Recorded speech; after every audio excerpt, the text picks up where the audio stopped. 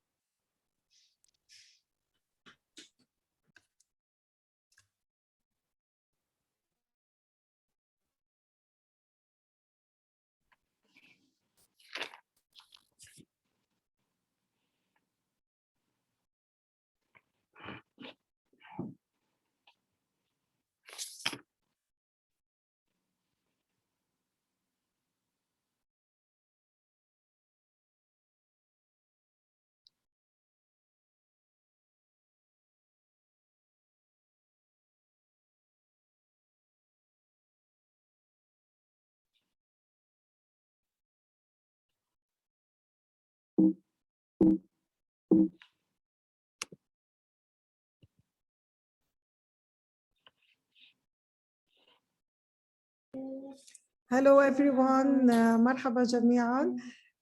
Thank you for attending today's session.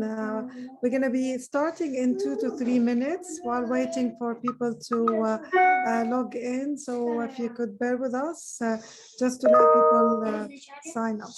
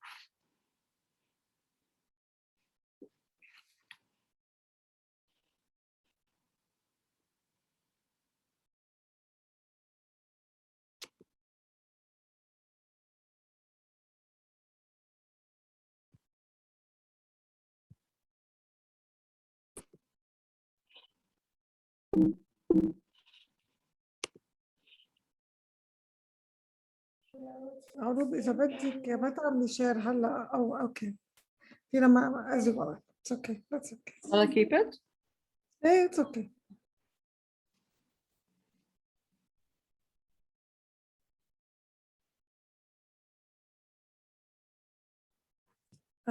بحب أذكر الجميع أن المؤتمر رح يكون باللغة، حنحكي باللغة الإنجليزية بس في ترجمة للي بده ترجمة. إذا بيكبس تحت على الانتربريتيشن وبيختار اللغة العربية،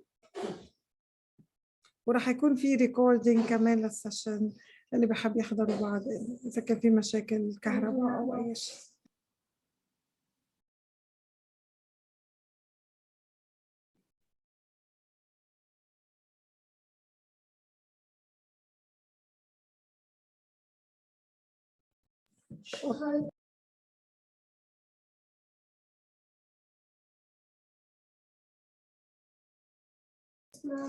Okay. Hi, good afternoon, everyone from different locations around the world. Thank you for joining us today for the report of a study which we have undertaken almost a year and a half ago, which aimed to examine the young people trajectories from education to employment. It's a pleasure to be launching this report and to have with my colleagues and to have two special discussants who would also reflect on this report from their different experiences and positionalities. I'm delighted to have with me Dr. Mary Kawar, ex-minister in Jordan, and Rina Ismailova from UNHCR. And thank you for making it today, even when, Mary, you're on your holiday. And it's a pleasure also to be doing this collaboration with a wonderful team And we've had really such a, Lebanon in particular went through many ups and downs while we were doing this study, but it's a pleasure to work alongside colleagues that I've learned a lot from them. Pleasure to Arub for working with you, Katrina Brun, who's with us, Hala Abu Zaki, Dina Bashtun, Nadim Haidar, Zoe Jordan, Alexandra Asir, Muhammad Hamoud, Sirin Saab, Hamza Saleh, and Bill Merrifield, who worked with us also on the project. It's a pleasure to, without everyone's contribution, this report wouldn't have been possible. I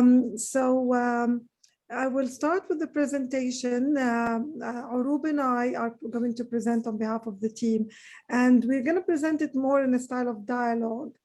So at some stages, we're going to be both contributing to the different slides.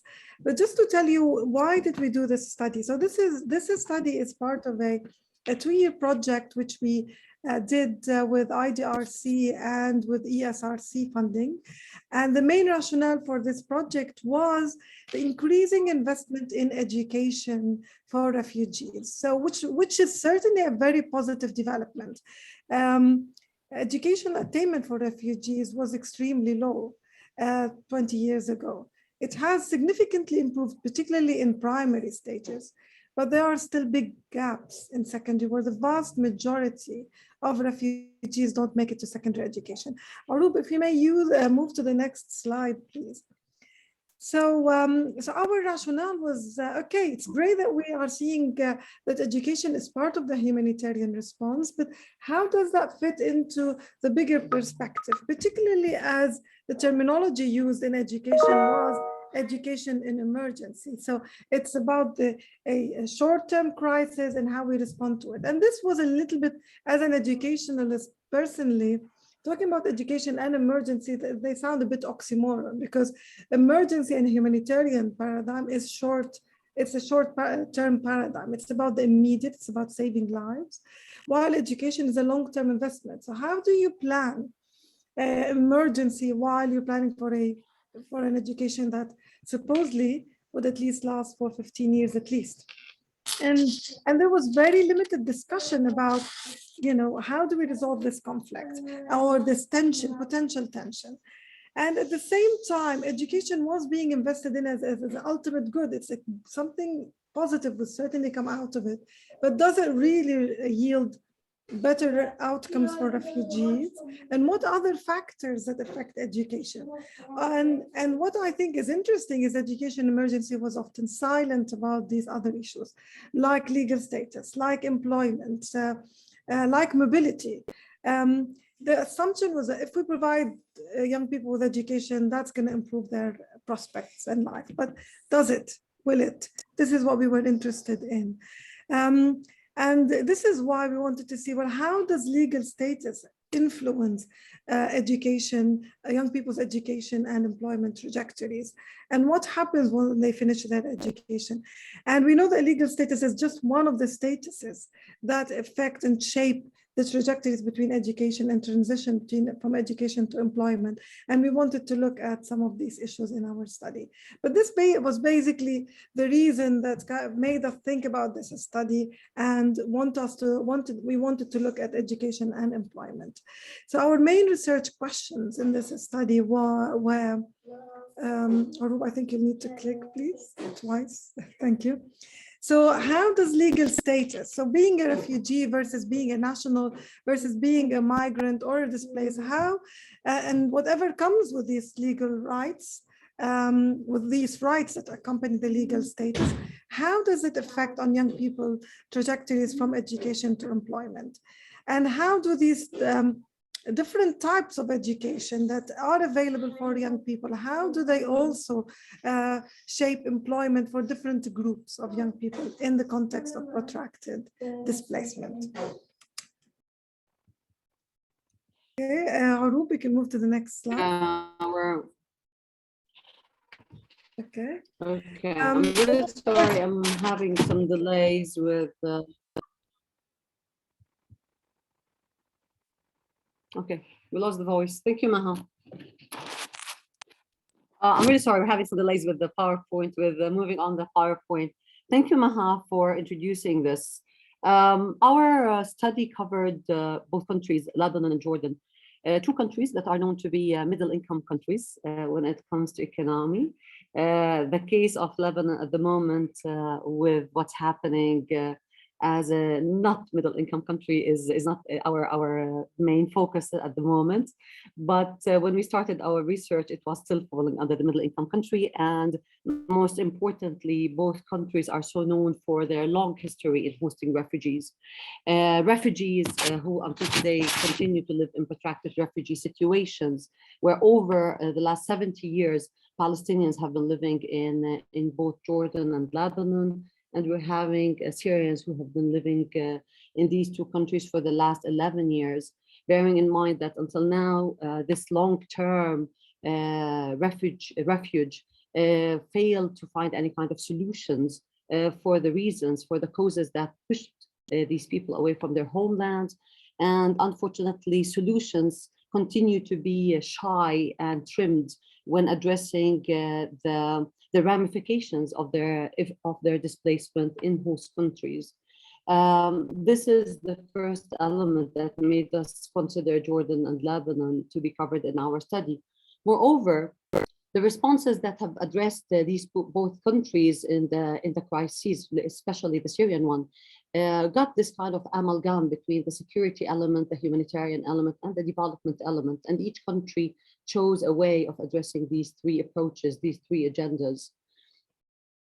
Both countries, and I may refer this to neoliberalist policies since the 90s, are very much having clear inequalities when it comes to to providing education and employment to both citizens, but also to refugees. Ironically enough, the two countries in Jordan and Lebanon, when addressing educational needs for Syrian refugees, they opted to go for the second shift, the afternoon shift, which ended up being very much of a segregated community of Syrians studying and sitting for the classes in the public schools in Jordan and Lebanon. And most importantly is the element that addresses the employment, where refugees in both countries were perceived to just be, or let's say it, were just reduced to be unprofessional, uneducated people, where they were just being permitted to access certain fields of work, which was limited to agriculture, construction, and providing general services. Furthermore, both Jordan and Lebanon are countries that do not have domestic refugee laws, despite the fact of the history of having received refugees all along these years. The domestic refugee law or the domestic refugee policy has not been shaped in both countries. It was left in both the constitution and the law of Jordan and Lebanon. It was just left to the discretion of certain authorities. Either it is to the cabinet or to the ministerial, to a ministerial cabinet or to the Minister of Interior. And sometimes we see it in both countries that the whole issue of refugees was just left to momentary regulations, where it was taken just upon acting upon certain incidents, but it's not something established within the state. Both countries are signatory of the human rights covenants, the civil and political rights, and the social and cultural rights, yet both covenants are not abiding, so we cannot really oblige these countries to take into consideration the rights of refugees. And lastly, these two countries are not signatory of the 1951 Convention. Yet, then because of this kind of issue of not being signatory and not falling within the grounds of the 1951 Convention, the Refugee 51 Convention, memorandum of understandings were signed in 1998 between the UN, UNHCR and Jordan, and in 2003 with Lebanon. And these two agreements just aim to establish a certain parameters parameters for cooperation on providing protection and assistance to refugees without burdening the host countries with the issue of refugees, with securing, with the kind of addressing the durable solutions on behalf of UNHCR and not on behalf of Jordan and Lebanon, for the fact that they're not signatory and they're not abiding by the 1951 convention. Based on this idea of burden sharing, having received a mass number of refugees, the Syrian refugee response plans, they were addressed for both countries, Lebanon and Jordan, in London conference 2014 and 2016, and later on in Brussels conferences. And the whole purpose out of calling these two countries to these conferences was to ensure that these countries are securing the burden sharing from the international community, so they are not really taking over the load of receiving and hosting the refugees on their territories alone.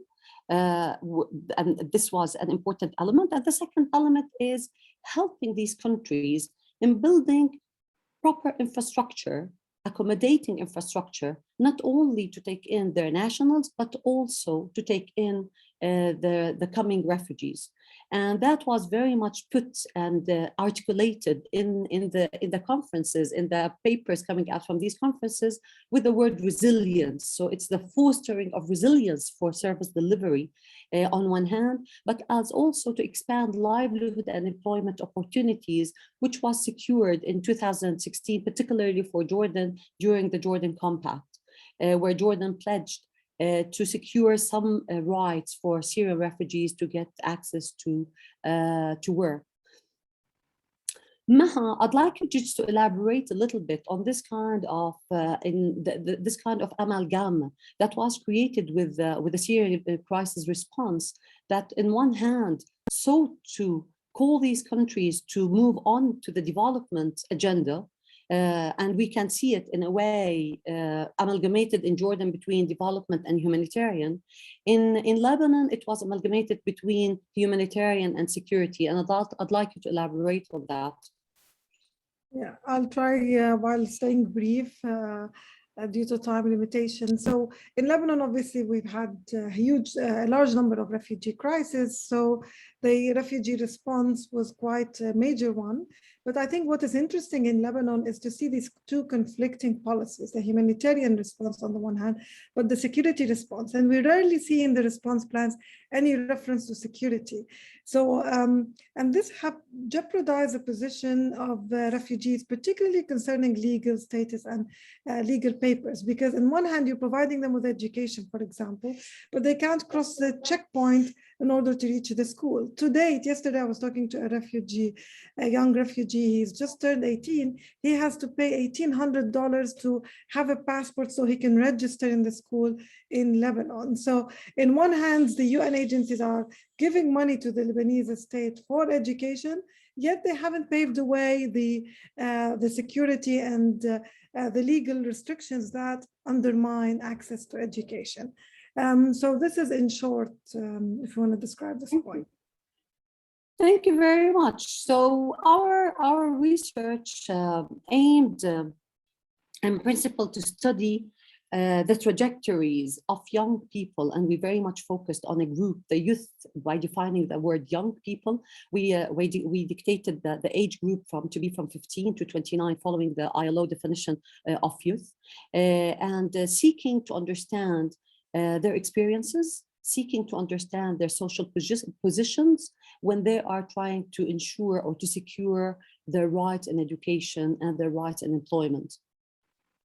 The areas we decided to cover in Jordan was Amman Governorate. We chose Amman Governorate because it has 9 districts, and these 9 districts encompass urban settings, it encompasses rural, and encompasses as well industrial. So this way we managed to cover several groups from several areas with several livelihood areas. And same applies to Lebanon. We started with working in Beirut, and then we studied the Lebanese, and we'll talk about the groups that we studied. We studied people within Beqa, and we went to Tyre and to Beqa area in the southern of Lebanon. So that was the two groups that we studied in Lebanon and in Jordan. We decided to cover not only, indeed, that we are very much questioning the rights that are being accessed by refugees, but it was quite important for us in our study to look into the nationals and to see how these crises and the kind of mass nationals. So we opted for Lebanese and Jordanians, the Jordanian nationals, and where in Lebanon, the number of the demography is about 5 million, in Jordan, about 10 million, and that includes refugees and non-refugees. Both countries have about a percentage, and here I'm just giving a very general average of about 30% of the population who are refugees in Jordan and in Lebanon. Palestinian refugees were studied, and by the word Palestinian refugees in Lebanon, we addressed all those who are living within camps. And in Jordan, with the word Palestinian refugees, we addressed those who are not holders of the Jordanian nationality. And by that, we meant the ex-refugee Gazans, and we meant the West Bankers. Added to that, we studied the Syrian refugees within these areas. Meant to unpack the understanding of education and education rights and what's really being provided to the nationals and the refugees. The three possibilities and the three chances that are out there for those seeking education is key within the formal education. And with the formal education, public schooling that was provided for Syrian refugees in Jordan and in Lebanon, in most of the schools in Jordan and Lebanon, the private sector education that was left for those who have the ability to pay for these private sector, for these private schools.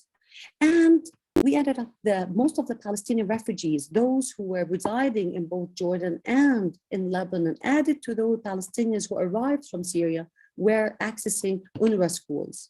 Vocational education, we managed to do some interviews with a little number of those who were attending vocational education. In Jordan, we managed to trace that there is something called informal education that was highly funded by UNICEF in a program called associations, local associations,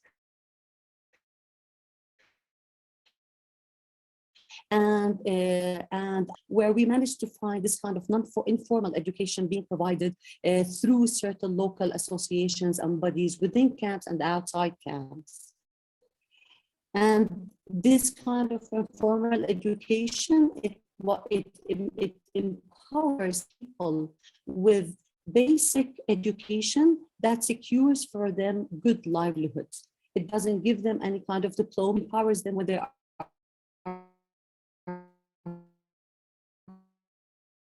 conducting their everyday life. In Jordan, that covers about 200 schools, and it's funded by USAID, and it's led by Scope. It's an INGO.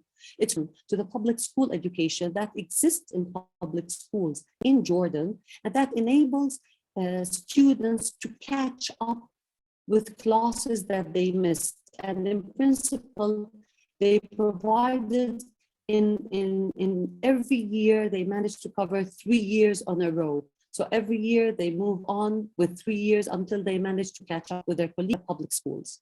The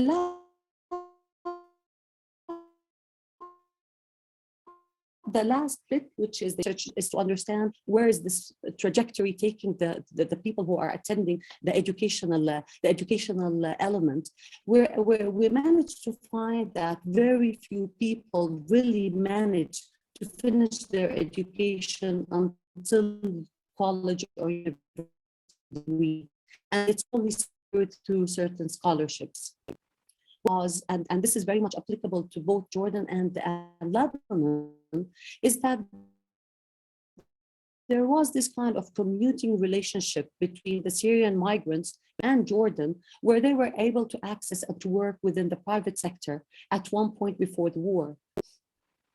Lots of people with money and with capital were able to secure investments when the war happened, and they secured for them their places in both countries. The informal sector became really the widely open market for the Jordan, signed the Jordan Compact, and in a very hidden way with Lebanon accepting the right for refugees to work in the 3 fields, as I mentioned earlier, that limited refugees in the sector of construction, agriculture, and general services, as we call them, as per the Ministry of Labor, the closed jobs and the open jobs. So it was something new that Jordan had by creating something called the closed jobs, permitting only that for nationals, and open jobs for refugees that are very limited within these sectors, obviously by the non-nationals. So to do that and to understand how the refugees and the nationals maneuvered their ways in order to access opportunities within education and employment, and how the drivers manage to make a difference in their lives when it comes to family and to their own sense of agency, and to maneuvering their ways within the institutional regulations and limitations imposed on them, we sought to do several approaches, a mixed approach. The first one was the quantitative method that we are presenting to you today. The second one was a qualitative method that enabled us to cover around 300 cases in both Jordan and Lebanon, and to enable audience than just the academics and the policymakers, we decided to go for something called creative production, where we did what is called the river of life, seeking few of our participants to draw their trajectories within the shape of a river of life, in order for us to help people to reflect, to mirror their experiences, their social positions on drawing. And we did that in an exhibition that we did in Jordan in the month of June. Added to that, we recently screened this documentary that was done on Lebanon, and we are at the moment preparing for the documentary in these 2 countries. Maha, I'm going to pass on to you the methodology with the details of our findings and what we have done on what may concern our quantitative study. Okay, so as Maya Aroub mentioned, it's a mixed method. Today in this report, we're only launching the results of the quantitative study, and our sample is 1,442 participants who represent the different groups. Obviously, it's not a representative sample, and we would like to emphasize that we're not saying that this is a sample that can be generalized particularly for Jordan, because we only restricted the sample to Amman. Aroub, do you mind pressing the next, going to the next slide? I'm sure if I've lost Aroub.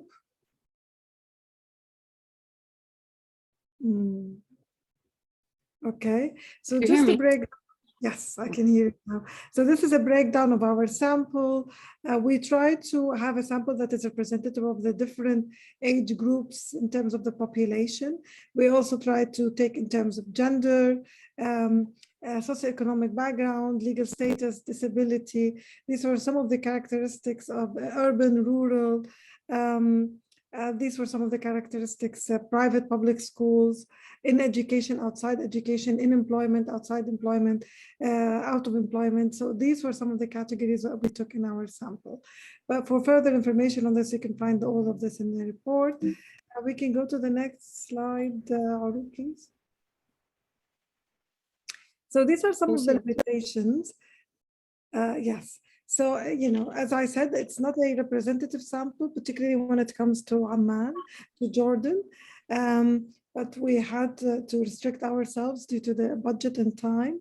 And it was sometimes difficult to ask the sensitive questions about socioeconomic backgrounds, about sometimes legal papers, because it's very sensitive to ask people about their legal documentation, and this is why we had to be very sensitive about how we capture the information about their legal status. And obviously there's a lot of research that's been carried out. So there has been research fatigue amongst the research community, and this has been an issue. And in some cases, there was an expectation of remuneration from the participants. Okay, we can move to the next slide where we present the findings. Okay, so these are again some descriptions around the sample, but I think I'm going to skip this, leave it for you to look into the report just to use the time. Arup, if we can move to the next slide. Okay, so what were the determinants of educational attainment in Lebanon? Okay, the main ones, we expect, obviously legal status makes a difference. It makes a greater difference in Lebanon than in Amman. If you're a refugee in Lebanon, your educational attainments are going to be much worse than the national. Even if you're from the same socioeconomic background, just your legal papers will make a huge difference. Marital status of the person, if they're married, and this is, I think, it shows the effect of early marriage on education. Father's education is important. But mother's education was one of the most important factors that determined children's educational attainment, and a type of dwelling. Obviously, the refugees who were living in tented settlements or very difficult housing conditions had lower attainment. In Jordan, interestingly, these factors were not as important as mother's education. That was one of the key factors that were affecting refugees' attainment. Educational attainment. Aruba, please feel free to jump in, and Katrina as well at any stage. Okay, so when we took the group who was out of education and we checked who were these. So if we looked at the Palestinians in Lebanon are much more likely to drop out compared to Palestinians in Jordan, which shows that, despite this protracted conflict, Palestinians are still struggling quite a lot. It's interestingly when you compare them to Syrians in Lebanon, although they've been living here for a very, very long time. Syrian refugees in Lebanon are also more likely to drop out so I think the situation basically in short is if you're a refugee in Lebanon, you're much worse off than if you're a refugee in Jordan. But if you're Syrian, you're much worse off, and then as well if you're Palestinian. And then with nationals, there was a higher dropout rate in Lebanon compared to Jordan amongst nationals, a higher dropout amongst Jordanians than Lebanese. And it shows that legal status in Lebanon is a big factor. There is systematic, structured and non-structured discrimination that refugees struggle within Lebanon. Okay, if we move to the next slide. Just to add to this, Maha, we managed to notice that in Jordan, there were quite good opportunities and chances for both Palestinians and Syrians to secure scholarships.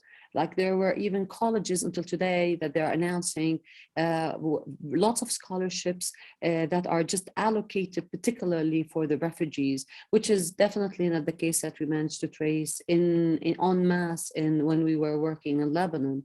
So, and this was seen in a college called Luminous that has high funding allocated for refugees, and that very much tells us why we have only 43% of the refugees within Jordan who are dropping out. Go ahead. Thank you. And here it is. Yeah, we were just repeating what we've said earlier. Go ahead. Yes. Okay. So when we looked at employment, so what were the factors affecting employment? Again, legal status was a key factor.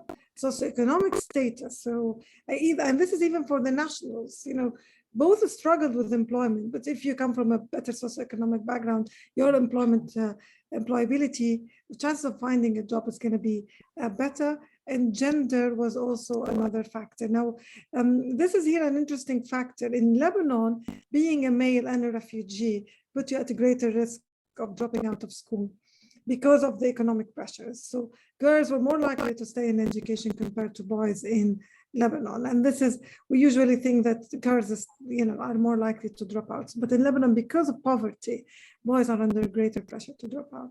So If you're a male, you're more likely to be employed in as well. And what factors were affecting youth employability? Obviously, your legal status. And here there's an interesting finding. So in Lebanon, if you are a national, you're more likely to be unemployed compared to refugees. And this is an interesting thing. In Jordan, this was not the case. But this shows, because obviously the collapsing situation of the economy in Lebanon, but also the big mismatch between education and employment. And this brings me to the next point. The more you're educated in Lebanon, the more likely you are to be unemployed. So if you drop out at primary education, you're more likely to be employed. Obviously, we're not talking about the employment conditions and how exploited you will be, but you will find employment. And probably this is something about the kind of jobs that are available in Lebanon, and the fact that if there are negative returns on education. And this is when we want to say to parents, don't let your children drop out of school. But it's really difficult to convince them and make a good argument, because the more they're going to study, even if they're refugee, the less likely they are to be employed. Yeah, sorry, can we just go back, Harub, 1 minute? I just want to make sure I covered everything on that slide in terms of employability. Now, okay, so but in Jordan, what we noticed was a key factor. It was age, it was gender, and it was area of residence.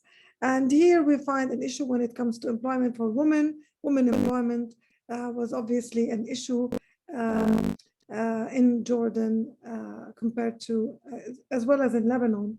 But the legal status was not the main factor affecting employability. Okay, so we can move on, please. Next slide.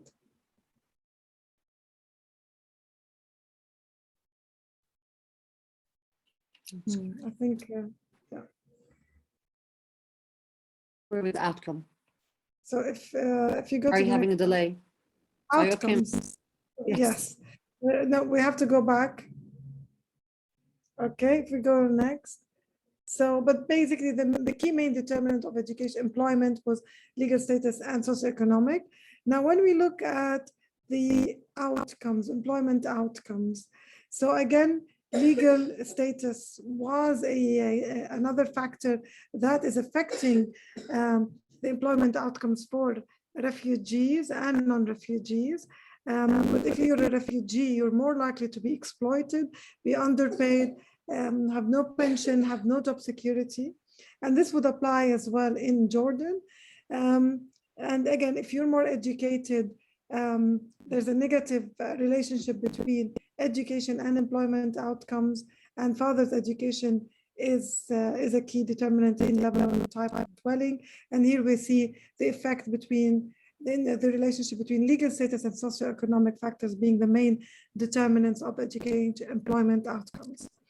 In Jordan, we see mother education being another factor that is affecting employability. Okay, and we come to the conclusion. So what do the results tell us? Yes,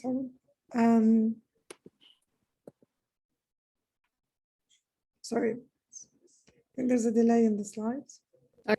Can you see it? Okay. Yeah, delay. I'm seeing it here. That's all right. Okay, so in conclusion, what do we find? What do we conclude from this? Well, education in education has. Sorry, are we on the? Yeah. Sorry, 1 minute. Education is a weak determinant of employability. There are negative returns actually between education and employment in both Lebanon and Jordan. If you're educated more, that doesn't mean that you're going to find better employment. And this is why we have a huge dropout rate in education in Lebanon amongst refugees, as well as in Syria, which is reducing despite all the investment in education. We can say these programs at best are literacy programs, because the vast majority of refugees don't continue. In Lebanon, 1% in 2019 made it to grade 9 in Lebanon. So the percentages who stay in education are very, very, very low. And this is, I think, has to make us think about what kind of education program we're designing and what is their objective and how do we link them with other fields so that they are they have positive outcomes. So these are, I think, pushes us to challenge humanitarian education that treats education as an unmitigated good. That if we provide children with education, just have to provide them with a place in a school and everything will be fixed. Now, obviously, the story is not this way. That we have to look at education and how it relates to legal status and other fields. Aroub, over to you. Well, the Jordan, both the crises when we were reading through, I'm having a problem with the voice. I'm sorry. In both reports that we were studying from London conferences, an emphasis on social inclusion. And the question is, how can we talk about the social inclusion if we are just seeing it in a very apolitical way? If we are seeing it without taking into consideration existing inequalities within countries that we're studying. So that was one of the things that was really stopping us, is that the inequalities are not taken into consideration, but most importantly, the legal status. How can we, and here that takes me to the second point, how can we call for giving education opportunities and work opportunities while we're not taking into consideration the fact that we are providing it for nationals and people who do not have the national identity number and who are not locals. So if we want to create this kind of discrimination, this definitely will not create or will not generate any kind of social inclusion. And this is one of the issues. Limiting and reducing the refugees only to becoming the job opportunities is very strange. This has not been taken into consideration when, for example, Jordan Compact gave the right to Syrians to get work permits. At the end, what we really need to do is just to emphasize on the kind of quality and the recognition of refugees as an asset to the societies in which they're living. Rather than seeing them as a burden, we definitely can emphasize the fact with the social inclusion, with all what has been drafted in these meetings by the humanitarian aid, that they can be a plus for the communities in which they're living. And this recognition in the role that can be played by the nationals along with the refugees can very much, either through participation, through community work, through cultural respect, this can be very much of an added value to this host state, and this can be an added value also to the economy of the host state. This is, I believe, what we need to call for. Thank you very much. Thank you very much, Aroub.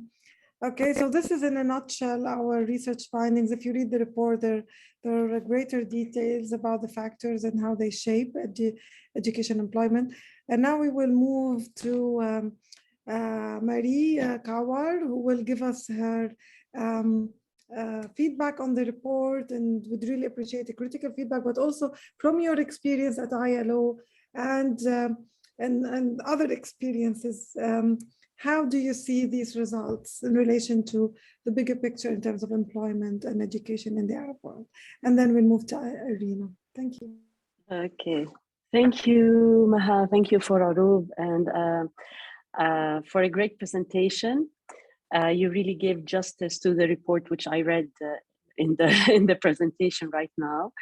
And thank you for providing me with the opportunity to comment on this important research. I think the analysis is based on a tight, well-developed methodology, and it has managed to successfully address a rather complex and usually sensitive issues in an academic manner and linking it effectively to policy. I mean, it also addresses this constant tensions between humanitarian needs and legal rights that host countries are facing. So basically, the report tells us that Syrian refugees and Palestinian refugees in Lebanon and Jordan tend to be poorer than host communities, and young people struggle in completing education and accessing higher education. Once out of education, their job prospects are quite dire. Either they cannot find a job or they work out of poverty in difficult conditions. So all in all, this indicates that the future of young people in Lebanon and Jordan is at risk.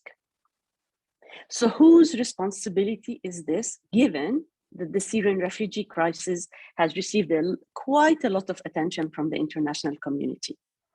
What does this tell us about the millions of dollars spent in international assistance,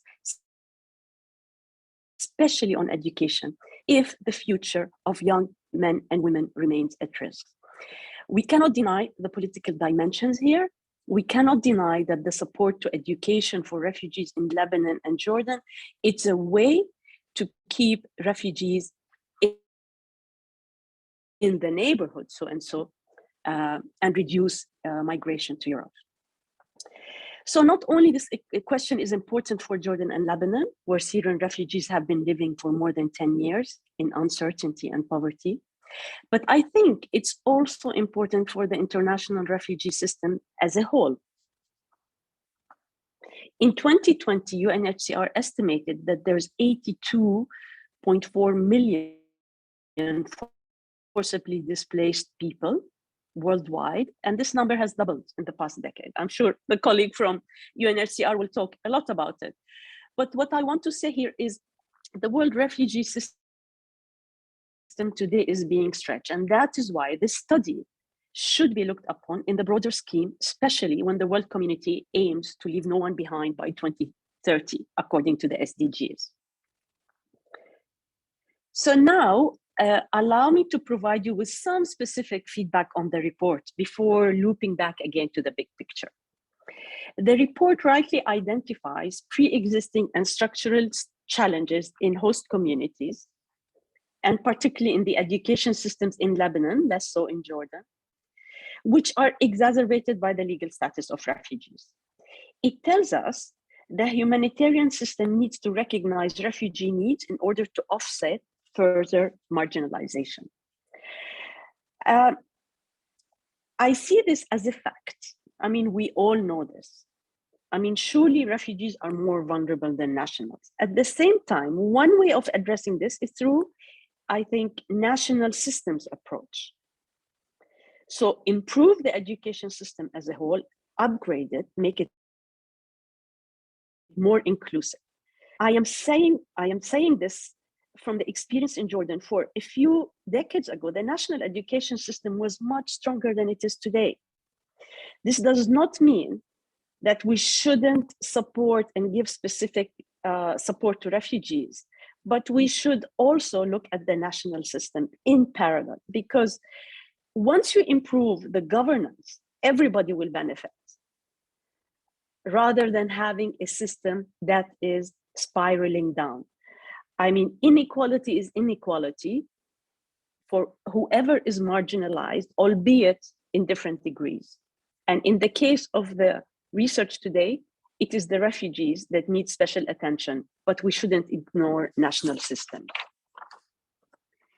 Now, moving on to the labor market, the report provides a bleak and disturbing picture of access to good jobs and incomes, which affects current welfare of refugees and their future. I mean, it's very disturbing to see that young refugees face such a bleak future.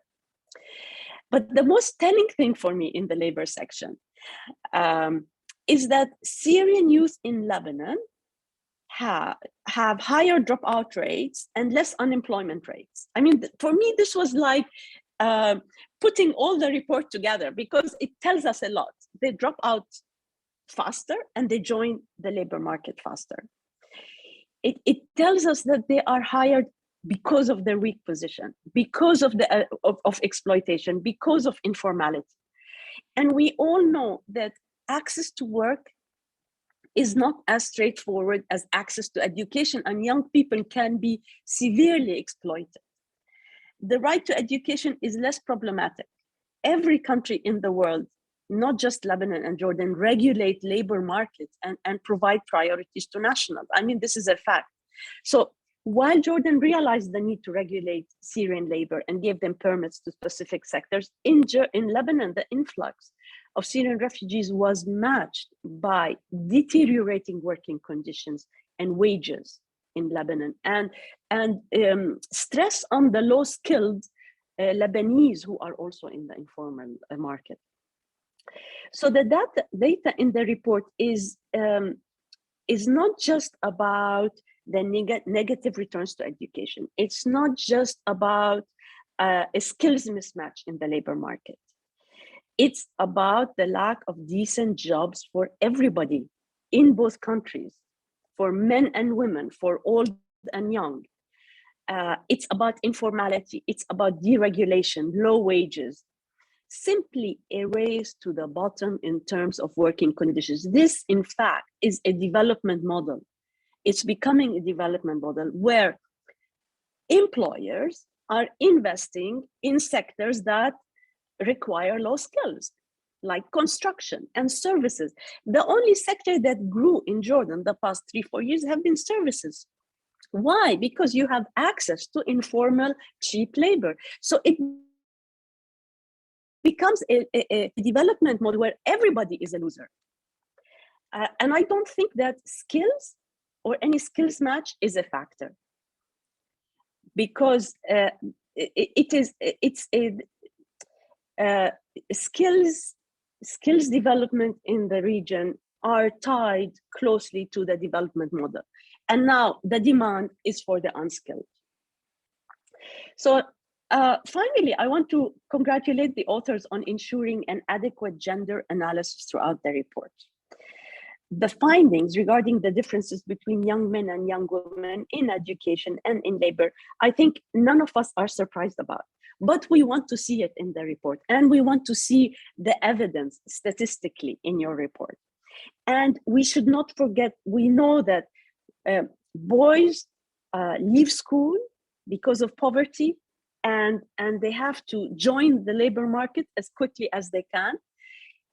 Girls maybe stay longer, but they may leave for early marriage, and we shouldn't forget about their care responsibility within the home, taking care of siblings and older relatives. So I believe that these gender differences are very important to be highlighted in the policy recommendations of the report. Now, going back to the significance of the report and to the larger body of literature and policy on refugees. Whether refugees go back to Syria, whether they stay in host communities, or whether they go to a third country, we need to think of their human capital, education, and preparedness to join the labor market to get decent jobs and not just go for the informal job. And I think if we prepare and improve human resources and human capabilities of Syrians, this is a public good. Whether they stay in the Jordanian or Syrian host countries, whether they'll go back to a country, or whether they end up in Germany or Sweden. And that's why it is a shared responsibility between the international community. And addressing the inequalities now, today, is a win-win situation for everybody and for the future. And that is the main contribution of this report. Thank you very much. Thank you very much, Marie, much appreciated. We will have an open discussion and we'll have a Q&A. I will remind all the participants to use the Q&A button if they have any questions. Thank you, Marie. Over to you. Is it Irina or Irina? Sorry. It's Irina. Thank you. Thank you, Maha. Good afternoon, colleagues. I'm delighted to have this opportunity to address you in this launch event in my capacity as UNHCR Regional Education Officer. And I would like also sincerely thank the Center for Lebanese Studies and Center for Development and Emergency Practice for supporting this interesting research program, and also for the release of the study, which highlights a number of important issues in the relation of education and the employment situation of refugee youth in our region. So we are happy to offer a few insights into some of the issues, concerning some of the issues that were raised in the research. And as my colleague already touched upon demographics of the crisis and so on, I would perhaps skip this part in terms of feeding the audience with the numbers. This information is available also online. But I would like to mention that looking at the refugee response that has been ensured throughout the years in both countries, one would perhaps realize that the overall complexity and strain that was brought on the national education systems in terms of capacity, planning, preparedness, and other considerations. So both host governments have made immense efforts to include Syrian refugees into their national education system within resource and capacity constraints, and that should be widely acknowledged and commended by international community. Both Lebanon and Jordan have made strides toward inclusion of refugees into national systems, and the children are able to access public and private schools. However, many children and adolescents, both from refugee and host communities, they remain out of school, with enrollment rates dropping sharply for those who are in lower and upper secondary school. We have recently released a data analysis, which was reflected through UNHCR education report for 2021. It's called Staying the Course. And this analysis suggests that the average gross enrollment rate for the year for the year 2019-2020 was 68% for primary. And at the secondary level, the corresponding rate for the countries was around 34, was quoted around 34%. That basically shows that there are some significant structural barriers that remain for refugee students in accessing post-primary education. And then comparing enrollment for host country and refugee learners reveals significant disparities in access. For example, at the primary level, enrollment for refugees stood at 59% in Jordan, while the corresponding figure for host country learners was 82%. The refugee enrollment situation is even more alarming in Lebanon, unfortunately, due to numerous challenges experienced by the country lately. At tertiary level, it was one of the points mentioned by the previous speakers that tertiary education remains quite of significant importance for populations. The enrollment rate were actually remaining in the margin of 5 to 7% in both countries. So the gross education enrollment and learning outcomes in the region continue to deteriorate, as you can see, as we now navigate through the pandemic and economic regression that is so kind of impacting the region. And this, of course, undermines both the capacity of national governments to continue integrating refugee children and youth into their education system, but also affecting largely ability of families to support the education of their children. I think that was illustrated so clear in the report. Not in particular in reference to COVID pandemic, but in general as a trend. And talking about our region, just a couple of reflections here, because actually MENA as a region has among the highest number of forcibly displaced populations in the world. So with around 35% of the population falls in the age group from 10 to 24 years, and the region is obviously reaching the peak of the youth batch, having the largest cohort of young people in its history. So from that perspective, the investment in children and young people, including refugees and other people in the situation of forcible displacement, it is essential to maximize on this demographic dividend in terms of skills, economic opportunities, peace building, security, and better living standards. So as a key need for young people, UNHCR and our partners, we advocate for the availability, accessibility, acceptability, and adaptability of education for refugees, for stateless and other populations of concern to UNHCR initial systems. So as a tool for us, it does present as an important tool for protection and for shaping solutions. A general education situation remains also quite grim if you look at the region, and I'm sure you have been apprised of several studies that came to that extent, including the study from the World Bank more recently. MENA already faced high levels of out-of-school children, estimated to be at the mark of 15 million prior to pandemic. So many, and that was mainly due to conflict and protracted crisis. For forcibly displaced youth and children, the likelihood of not being in school or training increases by the level of education, as we discussed before.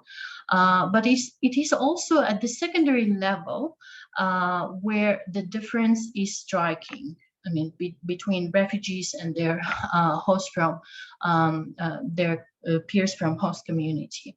So in the example with Syrian refugees, informal upper secondary education in host countries, it decreases, the enrollment decreases to like even below 25%.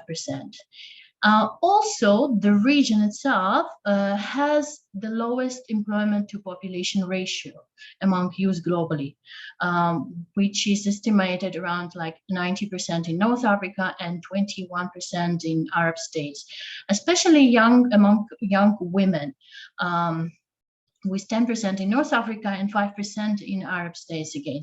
So the quality of education, I mean, obviously there is a concern with mismatch of what is taught in school and what is required in the labor market at the moment.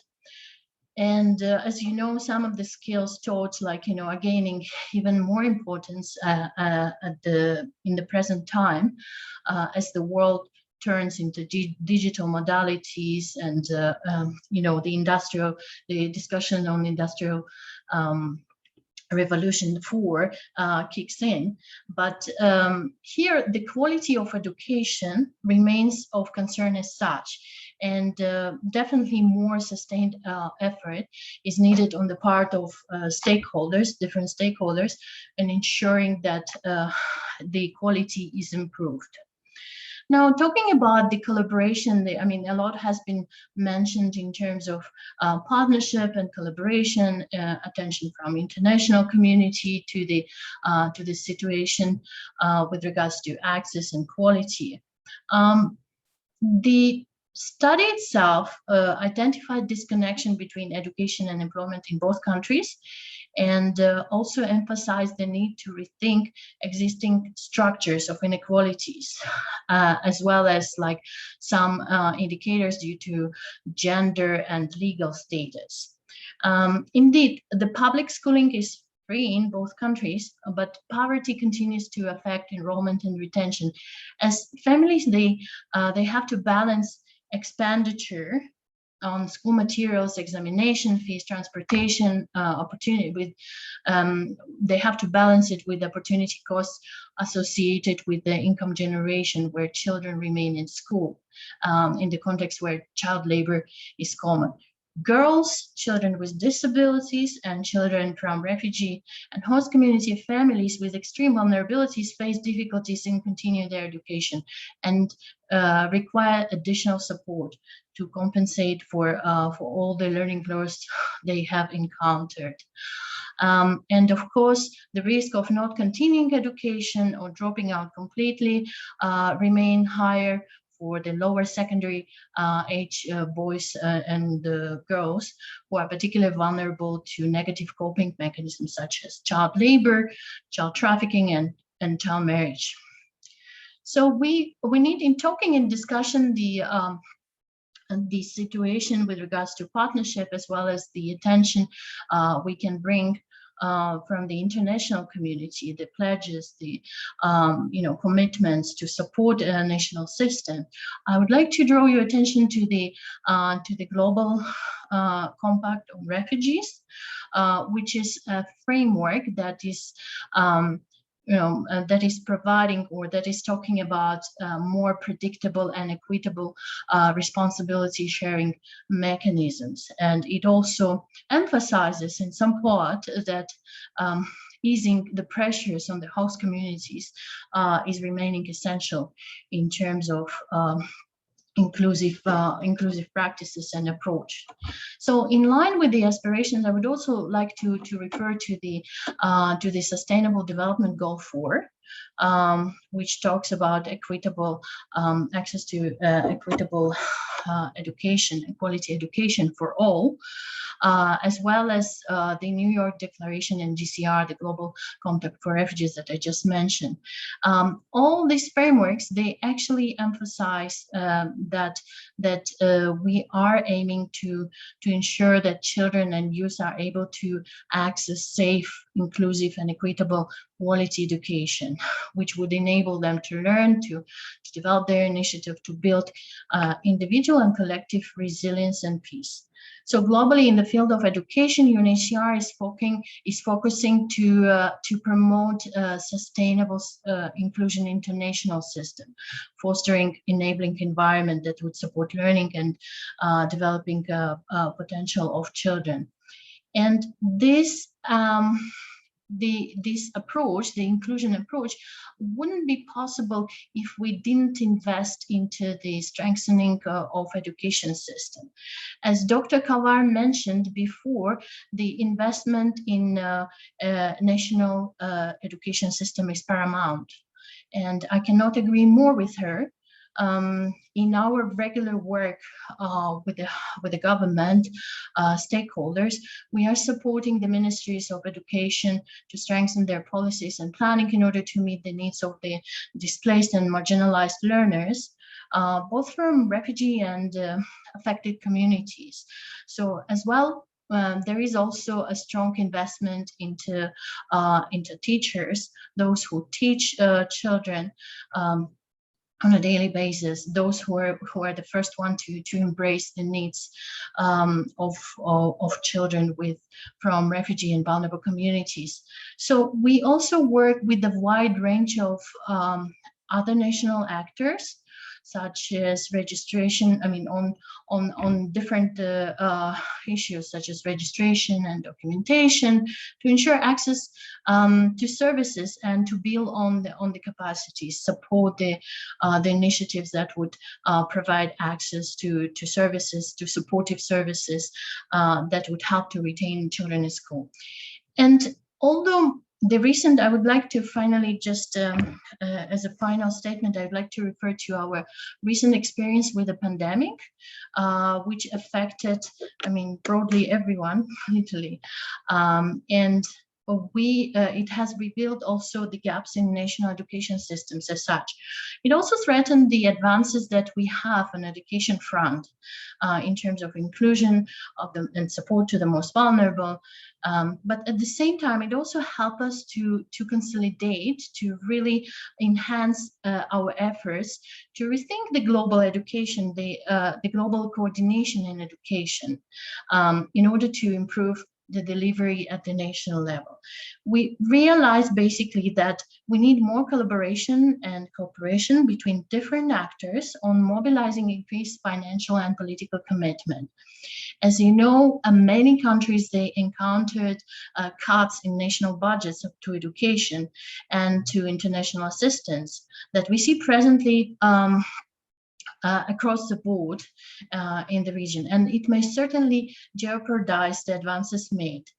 And it may result also in a drastic impact for generations to come. So we cannot let it happen. The importance of working together, bringing humanitarian and development actors together on education cause cannot be really overemphasized. And I would like us to approach education as a powerful enabler that plays a critical role in reducing conflict and its effects on individuals and communities. I believe that together through the strong partnership that we have and that we have formed over years of response, and together with the governments, with the international community, the academia, the research think tanks, and development stakeholders and humanitarian organizations, we can change the trajectories and towards more positive course, if you wish. And we can expand opportunities for youth to participate more meaningfully in education in more equitable and in more inclusive manner. So I'll stop here and thank you very much. Over to you, Maha. Thank you very much. Indeed, I think it's possible to reverse these trajectories. It requires, as you said, a lot of collaboration. And I think this is our key point in this study, was to make these linkages between the different sectors and fields. And we can't just approach education on its own. And it's great that it made it to the humanitarian response as one of the fields that what usually used to be overlooked, but now is not, but it's how we can build synergies and linkages and bridges between education and other fields. So it does contribute to prosperity on different levels in terms of employment, but conflict, etc. I don't want to talk too much. Aroub and Katrina, I don't know if you have any comments. We have, if you have any questions, if anyone would like to send any questions on the Q&A, please, now is the time. Definitely would like to hear from Catherine since she was partial of this research. But as I'm now talking, I see that we have one little question and few comments that are very much really addressing the point that you've just raised, Irena, very much focusing on the importance of the social inclusion and integrating refugees in the society, which is something that, since you did mention the Global Compact, you mentioned New York declarations, this would really make us stop again, because in our research, we are questioning the role of the humanitarian agencies. So how would we be able really to bring in this down, to trickle this down into the practices of the host states? This is our big question. But definitely, it's great that we're having this out on paper. Catherine, the floor is yours, so you can give us your comments. Oh, thank you for including me. Can you hear me? Yeah, good. Thank you so much for the presentations and the reflections. I thought it was very thought-provoking, and I thought Mary and Irina, you gave us, reflections from very different parts of the system in a way, which I think was very helpful. I think at this point, it is quite important to really reflect on the meaning of the context that we have been working in. So I think we can really see that it matters where refugees are, whether they are in Jordan and Lebanon, but we also can see very clearly that it matters that people have become displaced and that this affects their lives. And I think we need to take these considerations very much into the equation when we are thinking about the way we consider education, we consider employment, and we think about young people's futures as part of our work. So I really thought that it was some really important insights in this. And I'm very happy that, Mary, you picked up on the gender dimensions, which I think we saw very clearly, but also how they played very different roles in the two contexts. And again, how the context we are working in actually makes a difference. So I was very interested in the way you both had read the report in that way. I also really thought the issue of strengthening the national systems is something that we really need to tie to governance, as Mary said, and how we can do that as researchers, and how we can, you know, use the insights from the young people we have been working with in that process is also something that we perhaps would want to reflect more on. So thank you very much, and I hope there are some reflections from the audience as well that we can maybe learn from. We are still working on publications from other parts of the project, of course, and we are very interested in knowing how people are reflecting on what we're doing so far. Thank you, Katrina. So far we don't have any questions from the audience. I also want to highlight one aspect of this project is that we, in this research, we were also reflecting on how we do research with young people and not on young people. And this was a very key issue that we really struggled with, and it wasn't very easy. And one of the, this is why you might have seen lots of images in our report and our presentation, and these are drawings made by young people. So one of the processes of engaging young people was that to share with them and have a process of co-analysis and interpretation of the data. So how do they see it from their perspective? How do they read these results? And as Arup said, one of the activities we've done was drawing the river of life, and how the key events in their life and how it shaped their education to employment trajectories. We also worked with theater, and with we also produced a documentary with young people. So the young people were doing a documentary within the documentary, and they also did within the theater, they produced their own films about their trajectories. And for us, this was quite important also how we talk about young people's engagement with the research. And I think there's a lot to be learned from here. And Arup, Katrina, please feel free. And my colleague Alexandra has been heavily involved in this aspect. Also feel free, Alexandra, to add any of your comments. Arup, do you want to share something about that? And we're now in the process of producing a documentary in Jordan, and there is one out in Lebanon. There was a screening last week. Arup, you want to say something about that? One of the things that that very much drew our attentions, and Alex can also share with us her thoughts.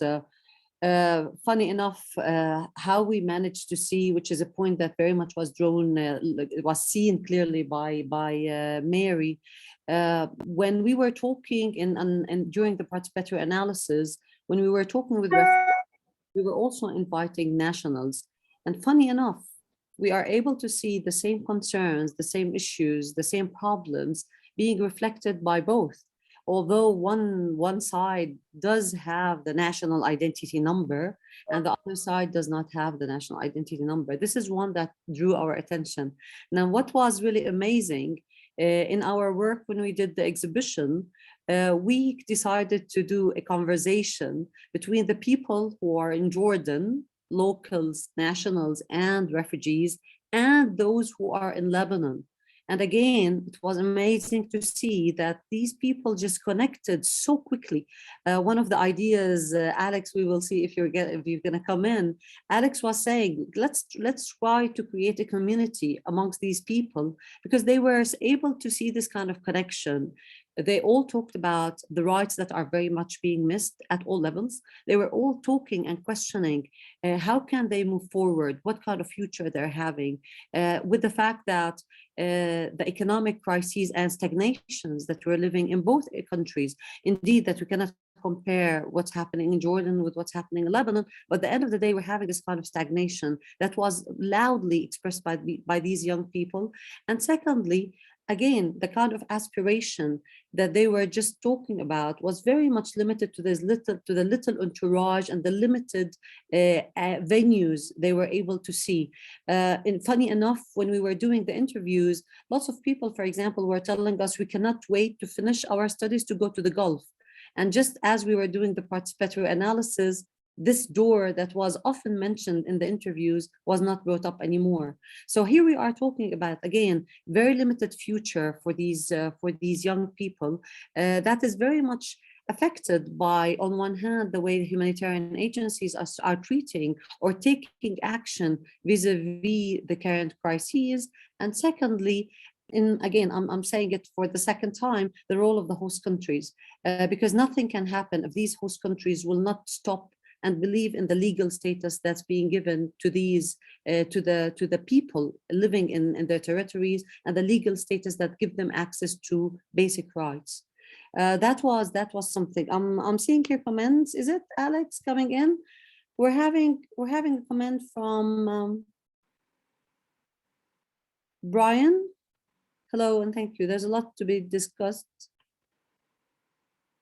Are you able to share any links for the Lebanon documentary? All right. So people are asking us, in fact, we had also an earlier question. They're asking us for the report, which I believe will be, Rawia is with us, which I believe it will be on our online soon. If it's not now, it's online. And they're asking us about the documentary, which was screened in Karame Festival just 10 days ago. And I believe it could be ready. Maha, you can tell us when can people have access to this? And I'll give you another question in a minute that we're having up. Please go ahead, Maha. Okay, so we're still, we want to present and show the documentary in different exhibitions and festivals. So this is why it's not available yet online, but we are exploring where to and the avenues of sharing this, but obviously we want to share it widely. And Brian, good to see you here, and please be in touch if you're interested in having a copy or showing it. We would certainly be happy to discuss that. We also have a message also from good friend from Lebanon. Hi, Mona. Good to see you here too. And a question about should then the education funding be allocated for literacy, vocational, and entrepreneurship? Informal. Okay, so, and informal. Okay, so it depends on my perspective. Is I think there ought to be a diversity, but I think the biggest question is at the moment, the UN agency decided that the host governments, and the trend is to invest in education with the host governments. And I think one would see this as, yes, it makes sense. You know, you don't segregate refugees in parallel systems.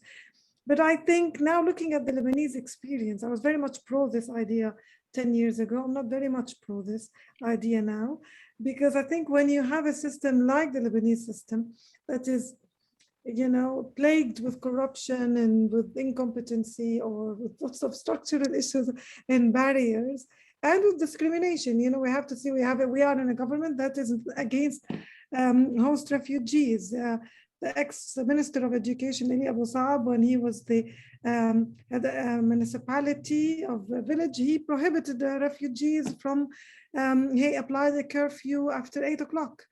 And then he's the minister of education. So I think, and we have to be cautious about when you invest with host governments, is to what extent these host governments are really sincere and genuine about providing equitable access to education. I know I'm being a bit too harsh here, but ideally it looks perfect to invest in host government, but I think practically one has to see, well, so how do we strengthen the system? How do we improve accountability? And I think UN agencies have a lot to answer also about accountability and how the money that they're giving to these governments, how accountable these governments are. Till now, we don't know what the Lebanese Minister of Education is planning for next year. And we don't have any numbers about how many refugees, how were they affected in COVID-19. From our statistics at CLS, we know that the vast majority are out of school. UNICEF says 50% have access to education. I doubt very much any refugee now can afford internet cost or even electricity in Lebanon. So I think it's, you know, there are some serious questions about, do we want to invest in host government? So this says, okay, do we then create a parallel system? Maybe not. It's not the ideal solution, Mona, because I believe that refugees should be given choice and should be given equitable opportunities for education, just like any other young person. But at the moment, I think we're failing them both in the formal and the non-formal. And I worry that some of these vocational certificates that they might get may not be the best in terms of, as Maria was saying, they're easily exploited in the job market. And this is what I think I worry very much about. So, but this is why I think, Irina, back to your point, is if we don't fix the structure, then not much will really be improved. So, but again, sorry if I'm being too critical and harsh here. Maha, thank you so much for this point. If you allow me to quickly comment on this, I cannot agree more with you on the need to increase accountability at the sector level. And I think this has been recognized as a result, like, you know, of the mistakes, of the miscalculations, and like, you know, missed opportunities that we have seen along the response. And certainly, like, you know, leading this dialogue, we are not alone in this dialogue as UN agencies or humanitarian community.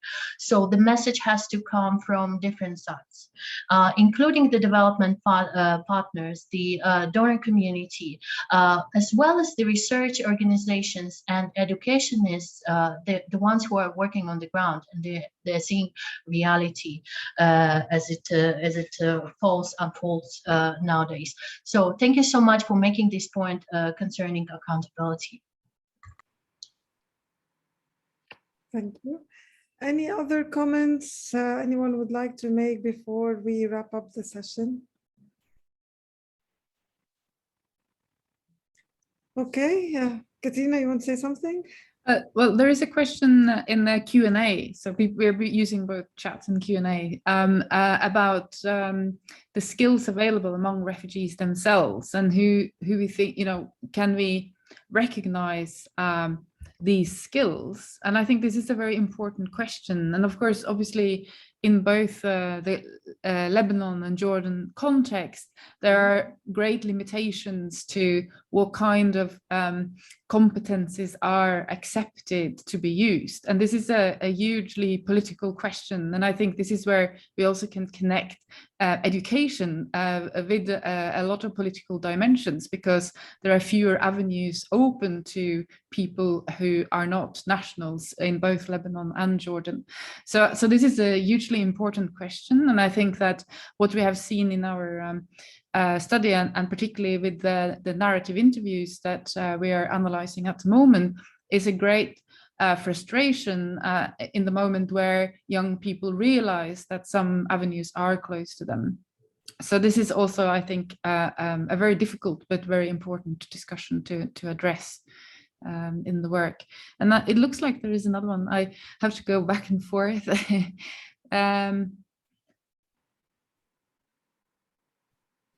If we know to what extent governments have simply substituted aid funds meant to increase capacity in education for existing services, and therefore not in fact increased capacity overall.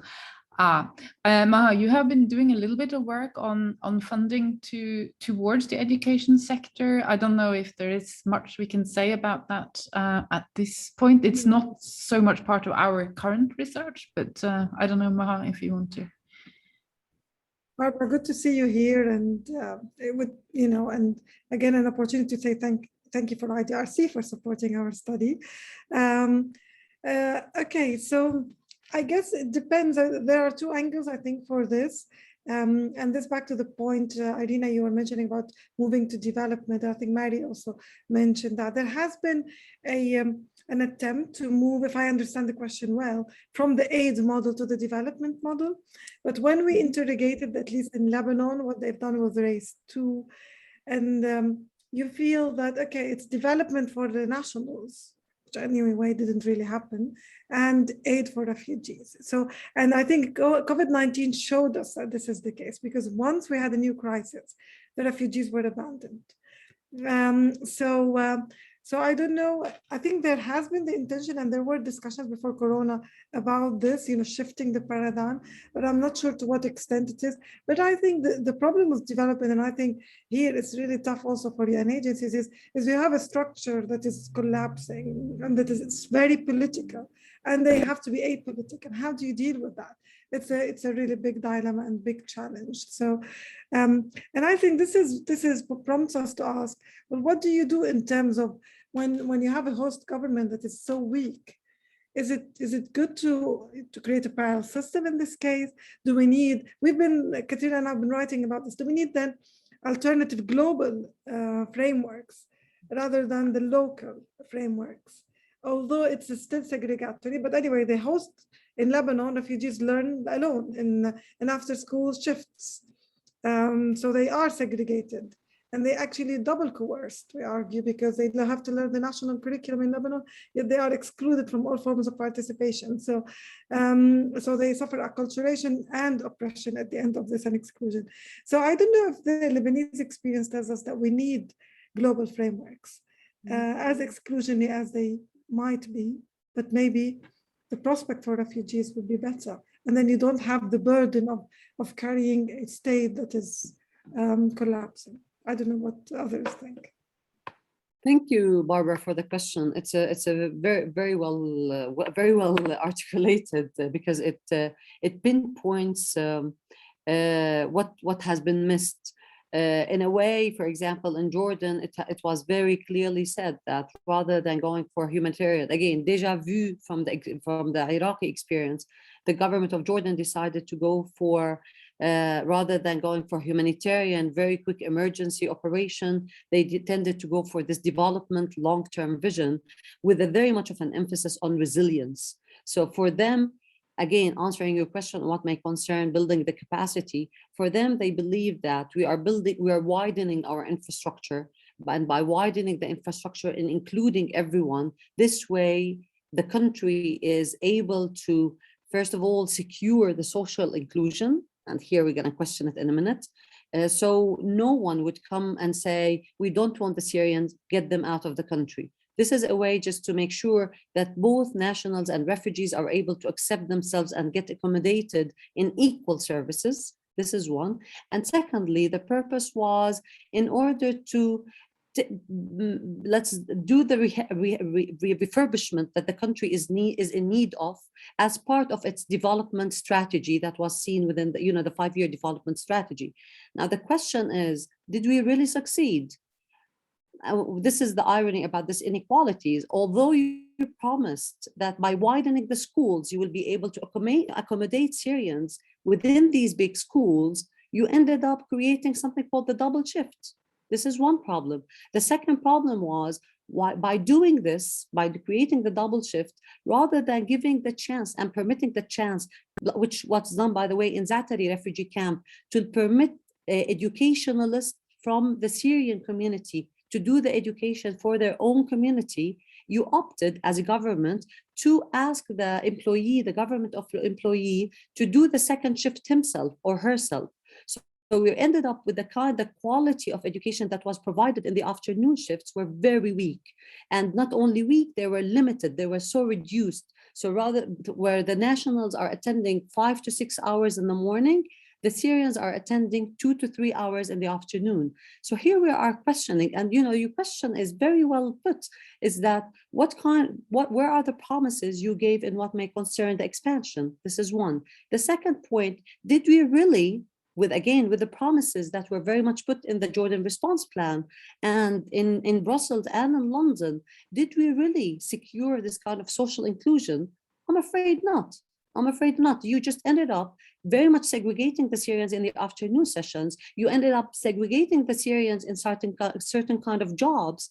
Even Mary, you alluded to the work, and since Irena is with us, not so long ago, that was only a year ago, just before COVID, we ended up having something called the work for money, which was creating ground for entrepreneurship by the Syrians.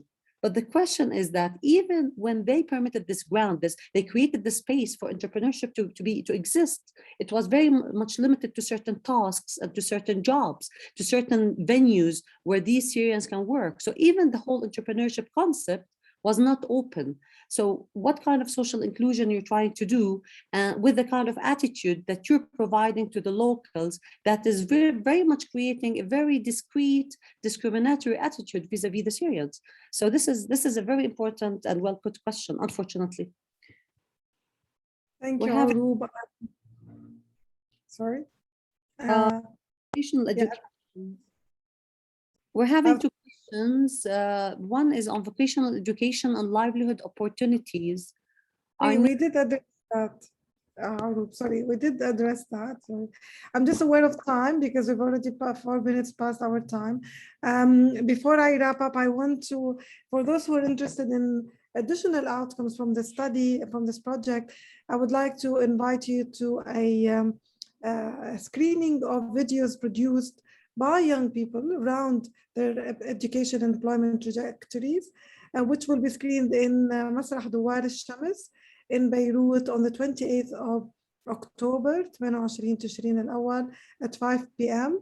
You can also visit our website and Facebook page or Twitter to find out more about this event. But if you want to meet some of them, they're going to be there and you can talk to them and listen to their experiences. Thank you very much, Marie. Thank you very much, Irina, and Aruba, Katrina, and Maisa and Rawia for their amazing, and Noor for their amazing work and making this event happen. And wish you a wonderful week. Thank you very much for all the attendees as well. Have a wonderful evening. Bye. Thank you. Thank you. Thank you. Thank you for inviting me and having me on this very interesting panel. Have a nice evening, everyone. Thank you very much for this discussion. Bye. Bye.